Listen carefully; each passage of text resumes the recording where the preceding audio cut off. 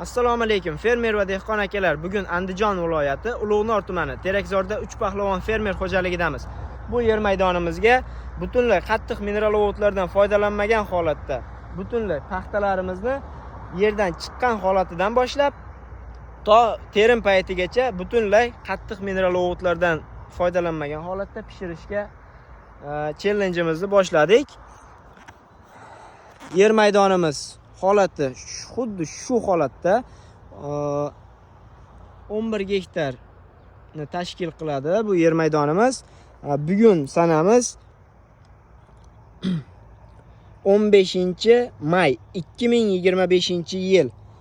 Bugundan boshlandi. Bu yer maydoniga butunlay qattiq mineral o'g'itlardan foydalanilmagan paxtalarimizni holati hozirda tripslar ozgina ko'paygan. Shuning uchun barglarimizda teshiklar bor, bularni trips yegan.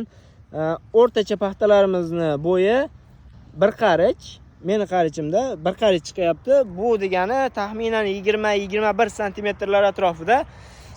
Bu paxtalarimizni birinchi ishloviga bu yerga avvalo fosfor bilan to'yintirishimiz uchun Super Amofos preparatidan 1 gektar maydoniga 1 litrdan foydalanamiz hamda sulfasit preparatimizdan 1 litrdan 2 litr super azot hamda 1 litr gummi preparatimizdan beramiz. Bu paxtalarni tomirlaridan boshlab tomirlari judayam ozg'in, ingichka holatda. Bu popik tomirlarni ko'paytirish kerak, o'q ildizini chuqurlashtirishimiz kerak va tanani baquvvatlashtirib o'stirish uchun ishlov qilamiz. Xudo xohlasa ertaga bu videoni ko'rishingiz, ertaga bu video ishlanadi. Uzog'i bilan 2 kunda bu videoni to'lig'ini joylaymiz.